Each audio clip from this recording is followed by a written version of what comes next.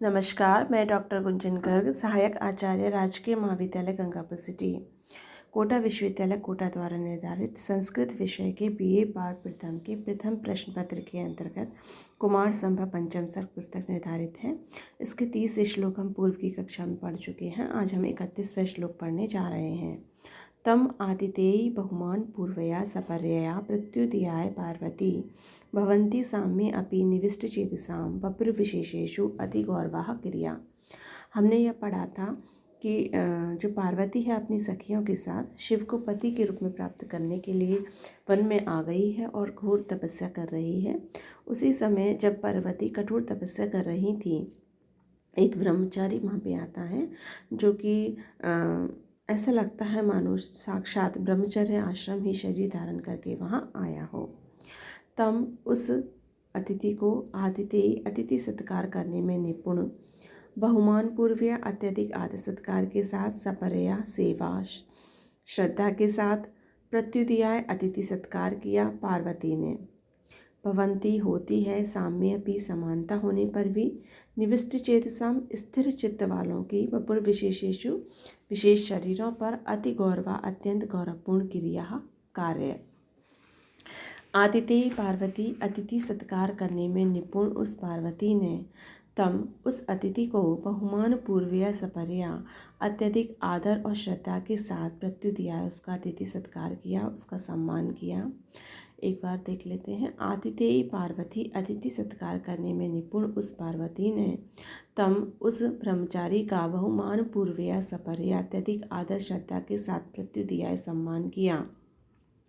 साम्य अपि समानता होने पर भी, उम्र की समानता होने पर भी, निविष्ट चेतसाम स्थिर चित्त वालों का, वपुर विशेषेषु विशिष्ट शरीरों पर अत्यंत गौरवपूर्ण क्रियाएँ होती हैं। तात्पर्य यह है कि वो जो ब्रह्मचारी था वो पार्वती की उम्र का ही था, लेकिन पार्वती का हृदय स्थिर था, इसलिए वो उससे प्रभावित नहीं हुई और उन्होंने बड़े ही शांति के साथ, बड़े ही आदर सत्कार के साथ उसका सम्मान किया। साम्य अपि डर गई। साम्य अपि वपुर विशेषेषु प्लस अति गौरवाः, यहाँ पे यण संधि का प्रयोग किया गया है।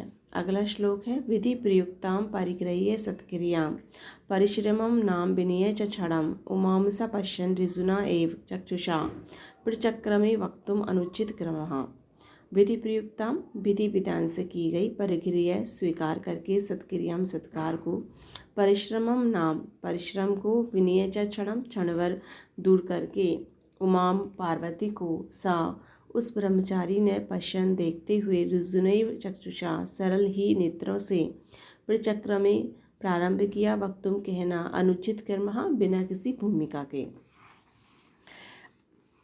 देखिए, सह उस ब्रह्मचारी ने विधि प्रयुक्ताम सत्क्रियां विधि विधान से किए गए उस आदर सत्कार को परिग्रह्य स्वीकार करके, क्षणम परिश्रमम च विनय नाम क्षणभर अपनी थकान को दूर कर, और उमाम उस पार्वती को, ऋजुना एवं चक्षुषा पश्यन् सरल ही नेत्रों से देखते हुए, अनुचित कर्मा बिना किसी भूमिका को बांधे हुए, वक्तुम प्रचक्र में कहना प्रारंभ किया। यानी तात्पर्य यह है कि उस ब्रह्मचारी ने भी उस आदर सत्कार को सम्मान स्वीकार किया, क्षणभर अपनी थकान को दूर किया और सरल नेत्रों से पार्वती को देखते हुए कहना प्रारंभ किया। परिग्रह्य परि उपसर्ग गृह धातु से लय प्रत्यय का प्रयोग किया गया है। विनय विउपसर्ग नि धातु से है। पश्यन दृश्य धातु है, क्षत्रिय प्रत्यय का प्रयोग है। ऋजुना प्लस एव यहाँ वृद्धि संधि की गई है। वक्तुम ब्रू या वच धातु से तुमुन प्रत्यय का प्रयोग किया गया है। अगला श्लोक है। अपि क्रियार्थम सुलभम समित कुशम जलान्यपि स्नान विधि क्षमाणी ते अपि स्वशक्त्या तपसि विवर्त से शरीरम अति खलु धर्म साधनम।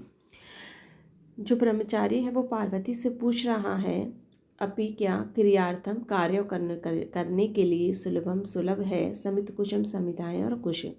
अपि का वैसे भी अर्थ होता है, लेकिन यहाँ प्रश्न के अर्थ में इसका प्रयोग हुआ है। क्या आपको कार्य करने के लिए, अपने दैनिक कार्यों को करने के लिए संविधाएं और कुश उपलब्ध हैं, सुलभ हो जाते हैं। आपको हवनादि कार्य करने के लिए आपको संविधाएं, लकड़ियां और कुश जो सुलभ हो जाते हैं। जलानी अपि, जल भी, स्नान विधि क्षमाणीते, तुम्हें स्नान करने योग्य जल प्राप्त हो जाता है। अपि और भी, स्वशक्त्या अपनी सामर्थ्य के अनुसार, तपस्वी प्रवृत्ति से तपस्या में प्रवृत्त हो रही हो क्या। शरीरम अद्य खलु धर्म साधनम, क्योंकि शरीर ही अद्य आज खलु निश्चय ही धर्म का साधन है। तात्पर्य यह है, जैसे कहते भी हैं, स्वस्थ शरीर में स्वस्थ मस्तिष्क का निवास होता है, कि अगर हमारा शरीर स्वस्थ रहेगा तो हम सारे कार्य कर सकते हैं। इसलिए वह जो सन्यासी है, ब्रह्मचारी है, वो पार्वती से पूछ रहा है कि क्या आपको संविधाएं और कुछ प्राप्त हो जाते हैं, स्नान के लिए जल प्राप्त हो जाता है। सामर्थ्य के अनुसार ही तपस्या कर रही हो ना, क्योंकि शरीर ही धर्म का साधन है। देखिए, क्रियार्थम समित कुशम सुलभम अपि, क्या कार्यों को करने के लिए आपको संविधाएं, लकड़ियाँ कुछ सुलभ हो जाते हैं। जलानी ते स्नान विधि क्षमाणी अपि, क्या आपको स्नान करने योग्य जल उपलब्ध हो जाता है।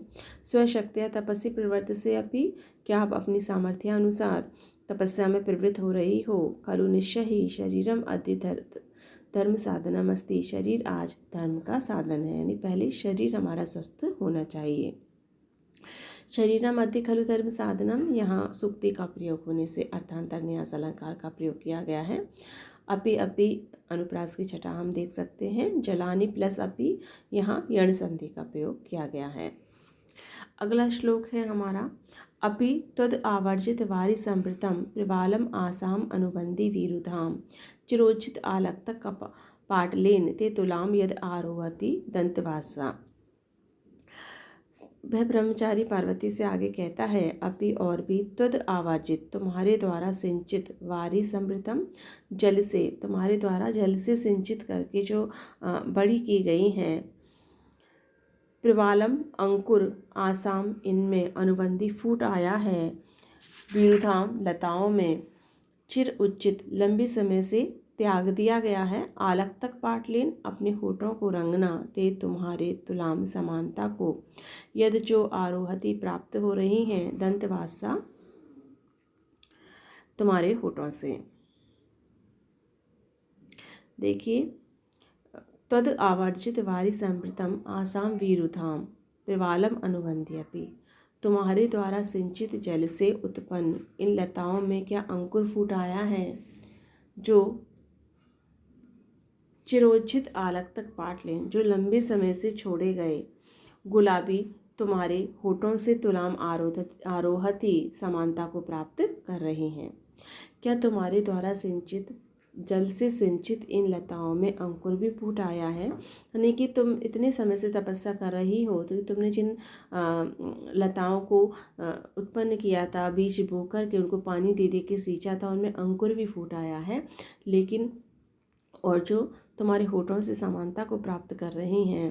तो तात्पर्य यह है कि अभी तक तुम्हें अपनी तपस्या का फल नहीं मिला है, और देखो इन लताओं में अब अंकुर भी फूट आया है। चिर प्लस उज्जित, यहाँ गुण संधि का प्रयोग किया गया है। तुल्यार्थी रत्लोपमेय कारक का सूत्र है, यहाँ तुला के कारण यहाँ तृतीय विभक्ति का प्रयोग किया गया है।